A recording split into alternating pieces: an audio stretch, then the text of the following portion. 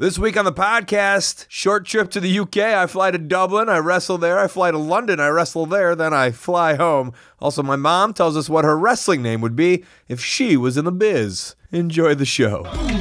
This is the Art of Wrestling with professional wrestler Colt Cabana. All right, how you guys doing? Come on in, sit down, relax. You're about to listen to the Art of Wrestling, professional wrestling podcast. It's a life podcast. It's a personal journal. It's an entry way into the minds, the souls, the hearts, and the lives of the people involved in the world of professional wrestling. I am your host. My name is Colt Cabana. I am an international flyer. In coach, friends. Didn't get those upgrades. Very sad about it. I'm a man who's sad that he didn't get upgraded. I also have a very hurty shoulder. I'm a hurt shouldersman. Most importantly, though, I am a professional wrestler. And I'm sitting here live in my studio apartment in Chicago, Illinois. Before we go any further, this is fan supported and listener supported podcast supported by people just like you. We give it to you free of charge every single Thursday on ColtCabana.com, Stitcher, SoundCloud, iTunes, wherever you get your podcasts from. A couple great ways that you can support, rate, review, and subscribe on iTunes, just like Spartan Sam. Email me your address and I'll send out an autographed Japanese DDT ticket to you. Also, social media, spread the word, Twitter and Instagram, Facebook maybe, wherever you want to spread it. The best way that you can support, though, ColtMerch.com, DigitalColt.com, t-shirts, buttons, pictures, posters, DVDs, digital downloads, a children's book, micro brawlers, keychains, posters, ring-worn gear, you name it, I got it. ColtMerch.com, DigitalColt.com. Should we start with the hurt shoulder? Oh, you want to say, Colt, what did you do? What match did you do that you hurt yourself so bad? And the answer is life. The match of life. And this is it. I've been wrestling for so long, and knock on this wood over here. I think this is wood. I've been good. My body's been fine. And I think it's just caught up to me. I had this nagging shoulder. Okay, I will say this, and this is a direct shout to Seth Rollins. I tried CrossFit once. I was like, oh, maybe I should do CrossFit. And ever since then, my shoulder's been fucked. And now, it just feels totally fucked. But I'm blaming CrossFit. I'm not even blaming 19 plus years of professional wrestling. I'm going to blame CrossFit. Honestly, it feels like shoulder surgery. That's self-diagnosed. I need shoulder surgery. Oh, God. I'm going to check out an ortho, I think, when I can, but my schedule is so crazy. I just added 3 Global Force shows next week in the middle of the week at some fair. I don't even think they're in the upcoming events yet. I'm an idiot. I'm a real idiot. So what did I do? I jumped on a plane. The promoter goes, oh, I can get you directly to Dublin, but it's not United. And I said, hey, I don't want that flight. Give me the layover flight. I'll take the layover flight. I want those United points because I'm an idiot. And that's exactly what I did. Friday night, got on a plane and headed to Dublin, Ireland to go be a professional wrestling for OTT, one of my favorite places to wrestle in all of the world, I swear to God. I just landed on a 8-hour flight from Chicago to Munich, and because I've requested that I only fly United Airlines, which is my one diva requirement that I require of wrestling promoters, I now have a 5-hour layover. But the good thing is because of my legendary status, I am now in the Lufthansa lounge. I'm sure I said that wrong. I just ate a meal for a king, and now there's a separate room here where there's little beds. So I'm heading to Dublin, but before I do, I'm going to take a 4-hour airport bed nap. This is wonderful. I don't hate this at all. It was nice. I felt refreshed. I was ready to wrestle. Usually you get there and you're just very groggy. Not me. I had a full lounge night sleep. And I got to Ireland. I got to Dublin. The show was magnetic. Is that the right description? I tagged with Team Tropicana, who notably wear hot pink and blue outfits. And I said to myself, oh, I should do something special. So Thursday night, I spent all night whipping up a singlet, a hot pink singlet that said Colt Cabana. I thought that was cute. And I tagged with a team called MTH, who was a collective of an 18-year-old, an 18-year-old, and a 19-year-old. And they were good.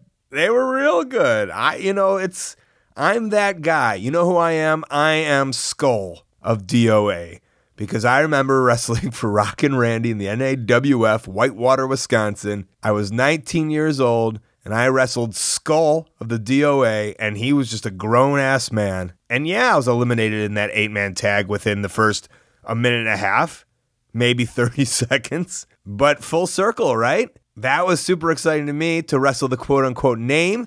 And now, 19 years later, these legit teenagers are wrestling the fly-in. I'm the fly-in. The import, as they would call it.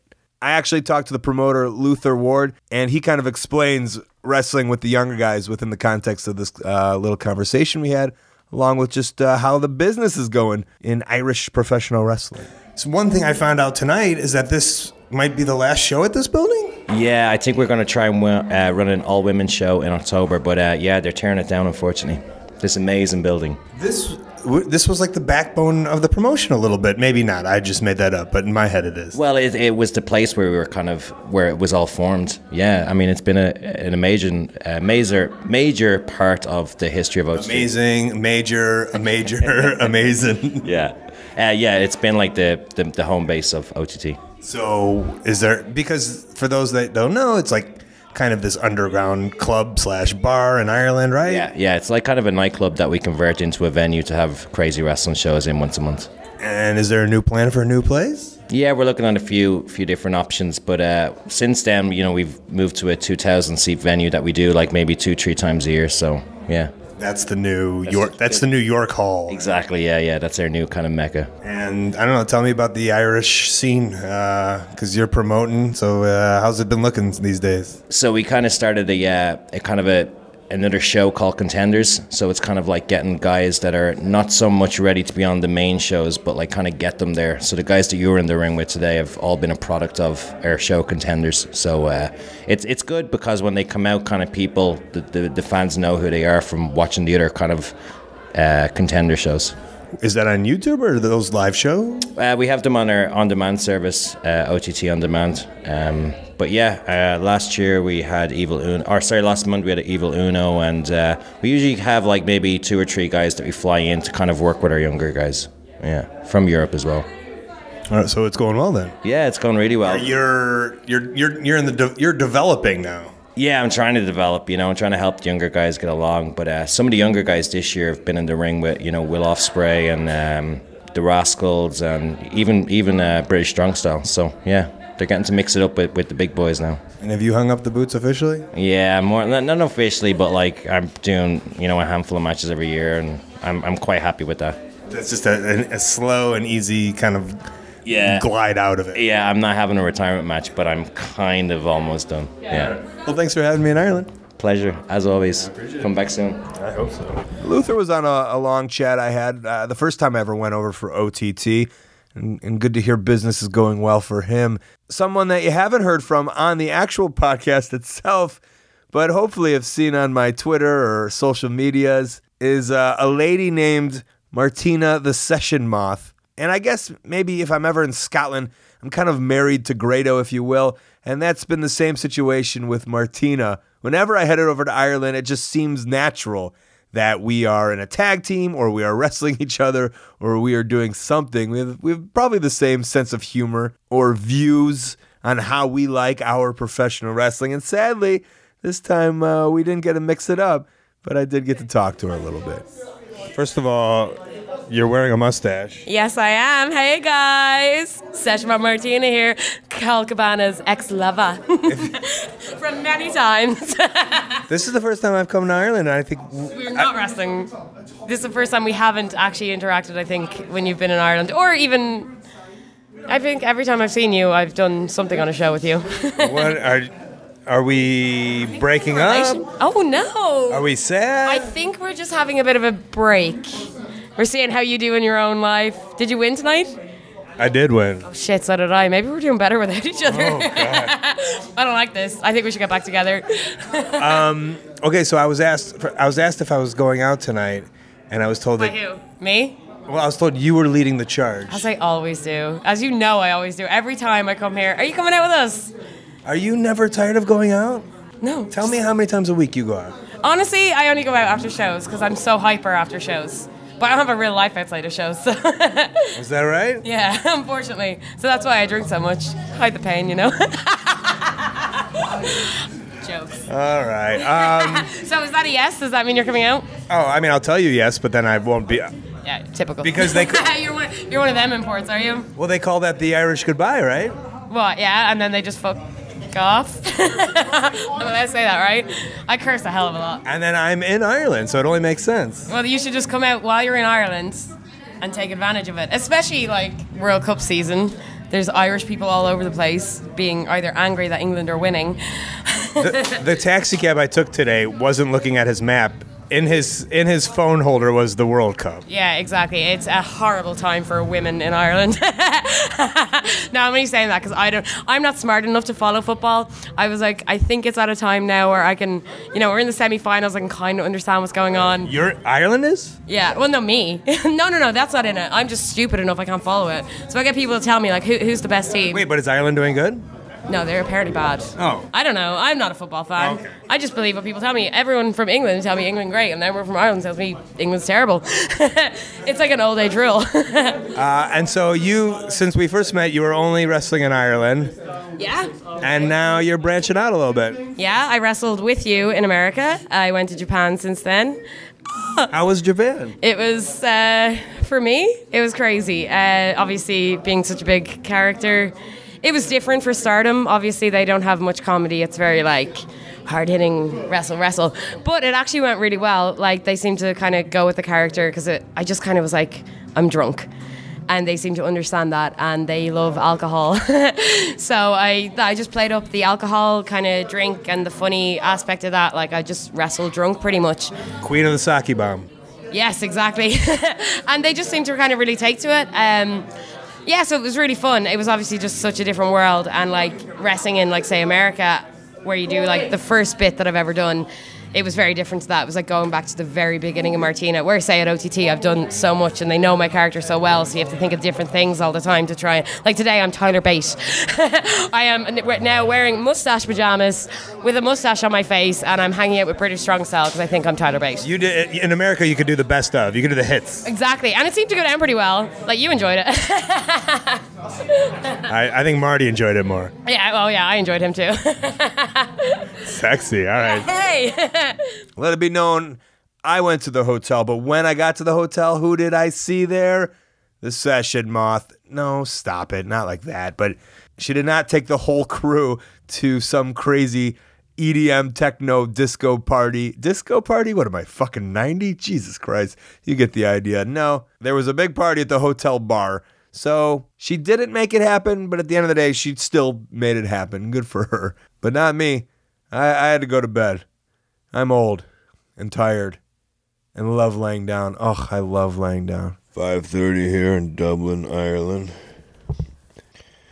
Waking up to go to Heathrow Airport, London, England. The good news is we get into London at 9 a.m.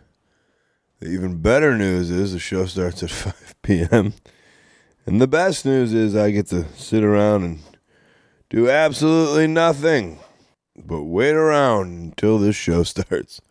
So off to England I go at 5:30 a.m.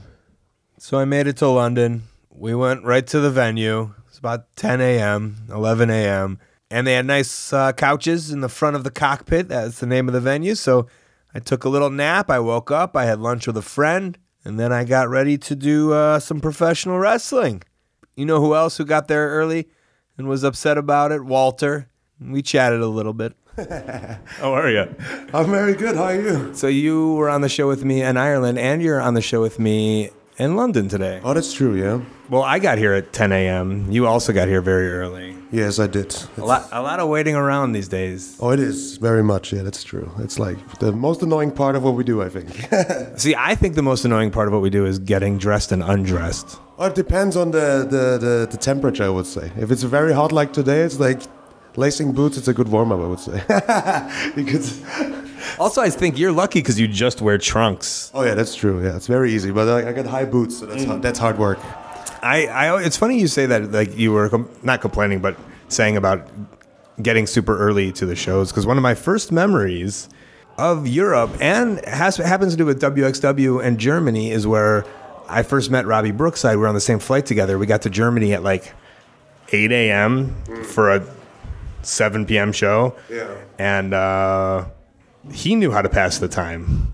Right to the booze. So that could be your answer. No, I think I'm... nah, I can't do that. I'm not professional enough to have fun before the shows. You're not professional enough. I gotta stay focused.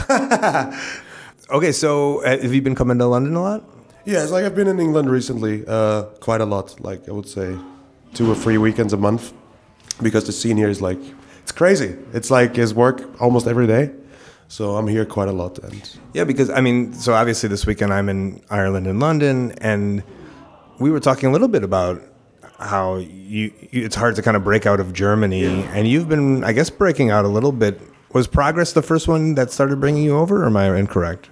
Oh yeah, it was like, Progress was like the first one now I did. Like, I could have done a little bit more, but I didn't really want to, because I was focusing more on WXW, and then after like I went to PWG Los Angeles, everything kind of exploded, and it's really worth it to go many places now, and I really enjoy it now. So you do. So at first you were hesitant, huh? Yeah, a little bit. Like, you know how it is. Like, independent wrestling doesn't mean like it's a big hassle. It's a lot of traveling. It's hard work, and especially at the beginning, it's not a lot of money. So I kind of measured it out what's worth it for me, because I have the full-time gig with WXW, and now it's like I said, business is very good, and it's really worth it to go many places, and I actually enjoy it to have that experience. Yeah, tell me about WXW as a full-time gig.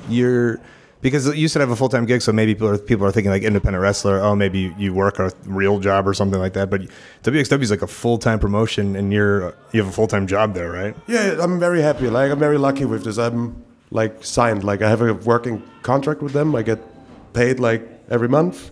It's like a regular salary deal basically, and I'm very fortunate. And yeah, WXW is like a full-time company. I think it's like 6 or 7 full-time employed people there in the office. And with the school going, we run about like 60 to 70 shows a year. So it's really came together over all those years. And you train there, I assume? Yes, like I teach the advanced class that we have. Like, it's usually the Tuesday is my day. But we have like Timothy Thatcher is a regular coach when he's here, Alexander James, and a lot of local guys as well. So, and people go over and like live there like it's a real dojo, right? Oh yeah, it's true. It's basically a real dojo. We have like it's a weight room, there's a ring, and we have an apartment around the corner, and we have people. I calculated once. It's like we had people from more than 30 different countries. It's actually crazy. That's amazing. Yeah, it's crazy actually. That's bringing the world together through wrestling. Oh yeah, it's true. Like, it's people from everywhere, literally. Like, we had people from Jordania, Israel, Australia. It's like not even like around the corner. It's like crazy travel. Oh, that's great. Yeah. Yeah. I'm happy for your success, and the British market's kind of exploded. Yeah. And I think it's nice that like you can be this almost a fresh new face for some of these matches, because that's what indie wrestling is now, these super shows and super matches, right? And so you're kind of fresh to the scene. So yeah, it seems like at the end of the day, that's what I kind of try. I try to be different. Like, I think over the last 10 years, everybody wanted to be different with doing more or being more creative with the stuff they do, and I tried to be different, to just be very basic, but just do it execute it in the best way possible. And just beat the fuck out of people. Oh, yeah. Yeah, sure. And try to do that in the best way possible. I'll say this about Walter. I'm pretty sure I met him around 2004 or 2005, and he's always just been this big, big dude. He told me this weekend he was 30 years old. I thought he was like 35, maybe 36, 30 years old. So when I met him, he was like 17, 16, 15, and he was a giant man. He was a giant man back then. So it's very nice to see all the success of Walter joining me on the escapades. He's one of these guys. He's a fly-around guy, and I've seen him wrestle since he was 16 years old, I guess. And I'll say that makes to a point. I've been flying in and out of Europe since 2004 consistently. 2003 is the first time I ever went. Wrestled in London, York Hall, against CM Punk. FWA was the promotion. The next year, Alex Shane somehow finagled this guy at a Manchester wrestling store to buy me a plane ticket to come over for 3 months. And ever since then, I feel I've watched all these wrestlers grow up in wrestling. A lot of them were so good, but there was just no breaks to be had for the British scene. That was just the reality of it. And I know everybody kind of had like a little chip on their shoulder for the Americans being flown over, even though like we're all friends and we like each other. There's a little like just upsetness that, I don't know, that at the time their star wasn't rising and, the Americans had to be brought over. The Americans were brought over or whatever the case might be. But now it's finally flipped a little bit and it's going to flip more. And Martin Kirby's a guy for the past, I'd say, since I came back to the independent scene and started going over to the UK that I've seen on probably every show I'm on. I mean, he might not be El Ligero status, but he's close. And I thought he'd be a good guy to talk about the current scene over in England. I thought you were a good representation of the British scene. Okay, thank you. Would that be incorrect?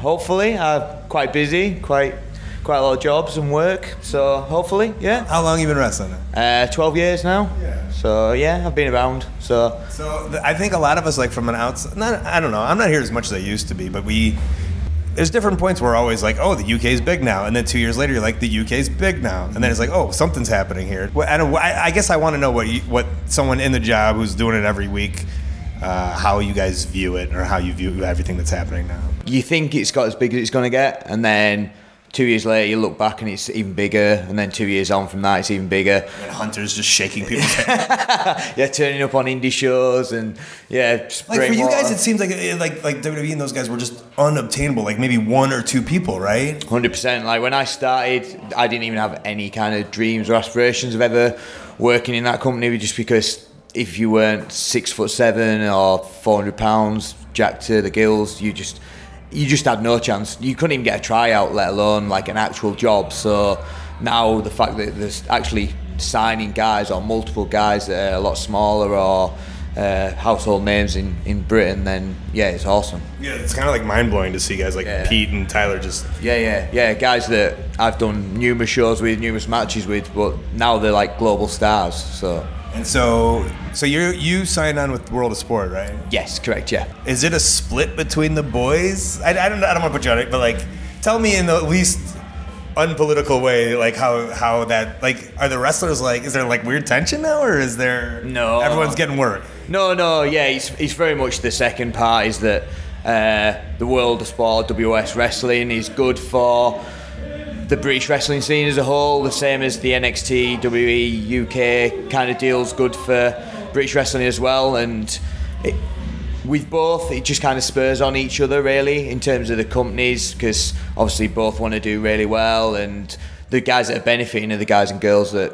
are wrestling on each show. So there's maybe a bit of camaraderie that we want to have the better product, but as a whole, the majority of guys have worked on shows with each other for so long that there's no kind of tension or animosity towards each other. Everyone's pleased for the either side. So it's a small island, right? Yeah. So yeah, and the thing is, like, guys are still able to do like the smaller indie shows and that. So you're going to cross paths. So yeah, it's not like us and them. Not at the moment, anyway. And how are those small? Like, it's still the same. So there's the two. I mean, World of Sport. There's the WWE, NXT UK. There's some of the bigger ones, but there's still always those little shows, right? Yeah. Still all those working man shows and working class clubs shows and stuff like that. So yeah, they're still kicking about on that, and they're just as fun, to be honest. Some of those are more fun than the bigger shows because you just get to relax and it's a lot less pressure. You just get to go out and sort of have fun and just entertain really without the need to put too much pressure on yourself. Are you doing the camps this summer? No.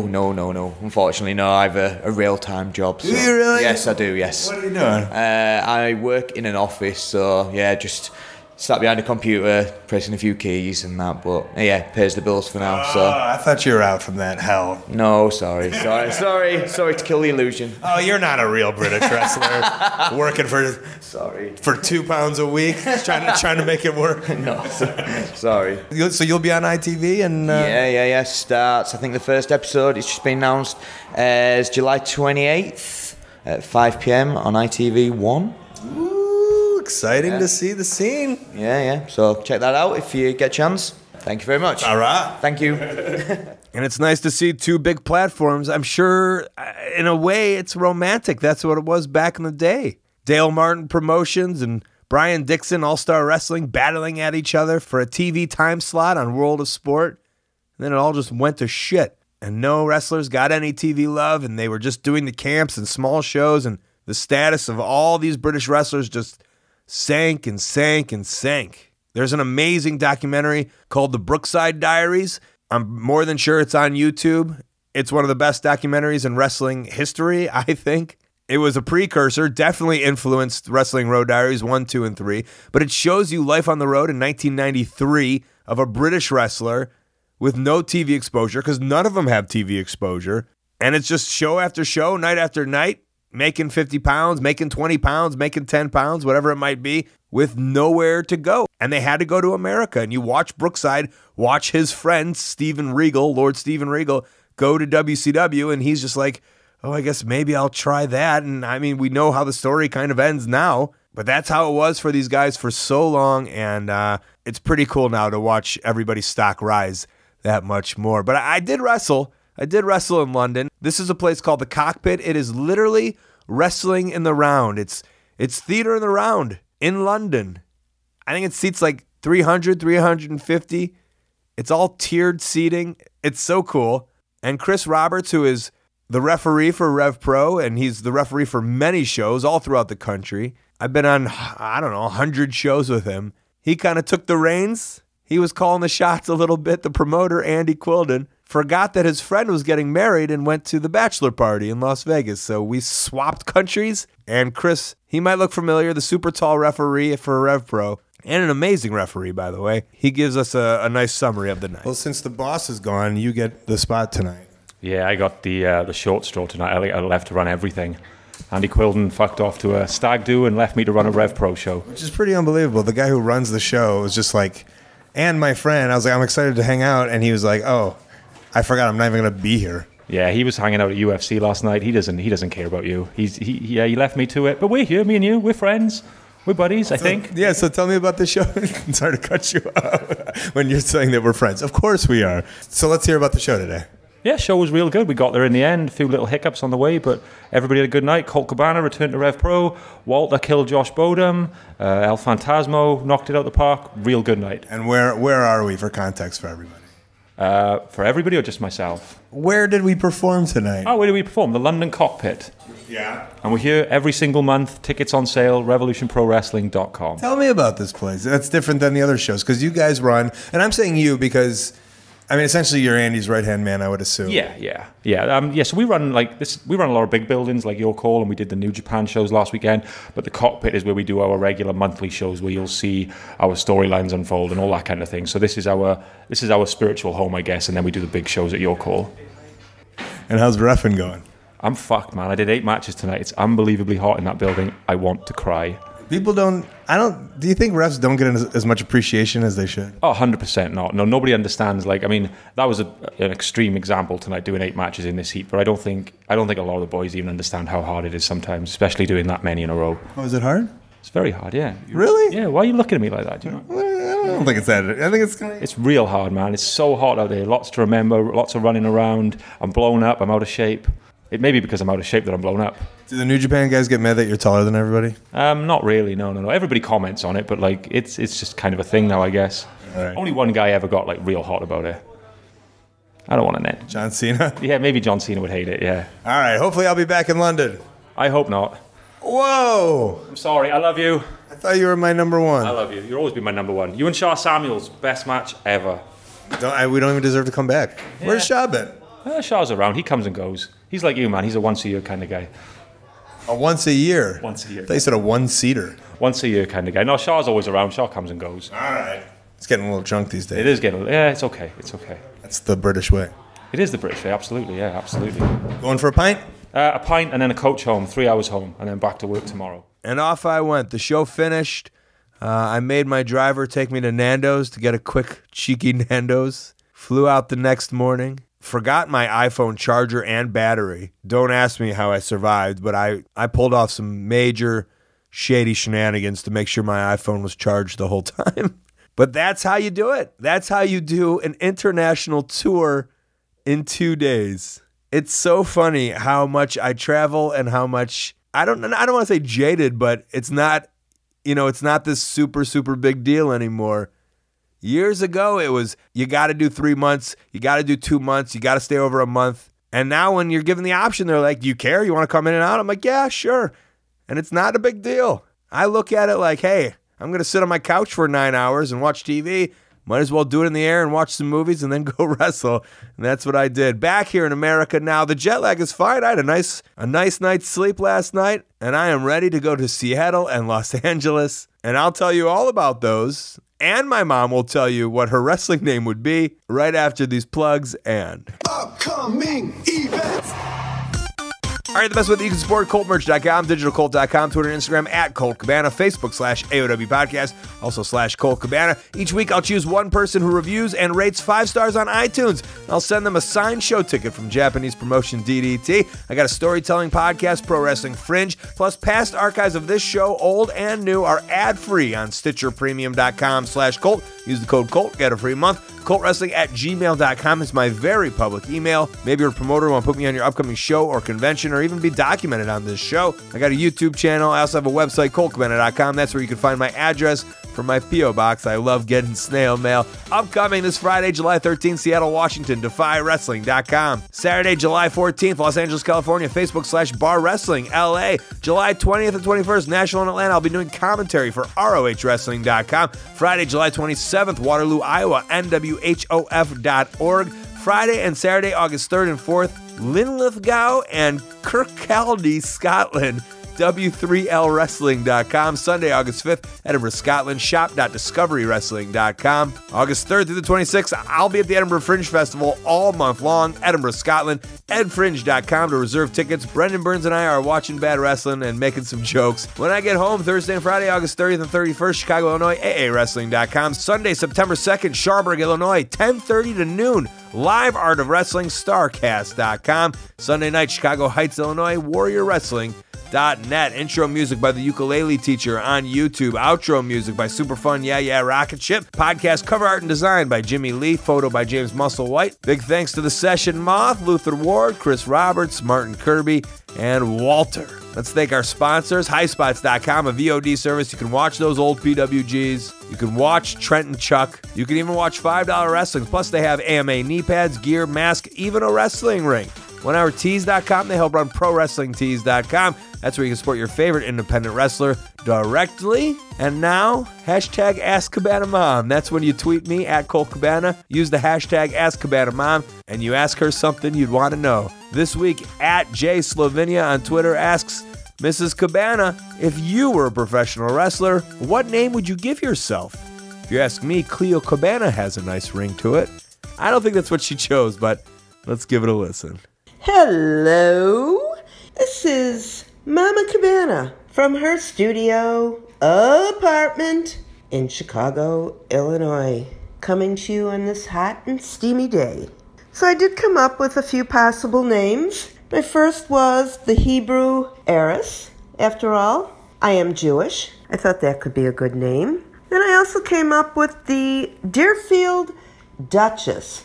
I've lived in Deerfield for 42 years. It's actually where Colt Cabana grew up, a suburb of Chicago. So I thought that would be a possibility. Or how about the Queen Bee? I've taken care of my family like a queen bee does. Or how do you like the Colt Cutie? I think it speaks for itself. But then I finally decided I am going to stick to Mama Cabana. Yep. Mama Cabana, that's who I am. And I thought it would be a good idea to have a tag team.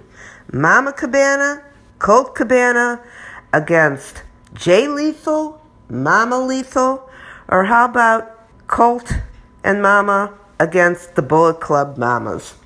Maybe you should even pick me out an outfit, design it according to my name. I think that would be great. So you'll be hearing again from me next week. This is the Hebrew heiress, the Deerfield Duchess, the Queen Bee, the Colt Cutie, but it's really Mama Cabana. Thanks. I thought she was going to say Judy Bagwell and Buff Bagwell, but then I remembered, oh, she doesn't know who Judy Bagwell or Buff Bagwell is. I am impressed she knows who the Bullet Club is, though. What about the Young Bucks' dad and Nick Jackson versus myself and Mama Cabana? That could shift some tickets. All right, this has been The Art of Wrestling. For Colt Cabana, I'm Colt Cabana. Thanks.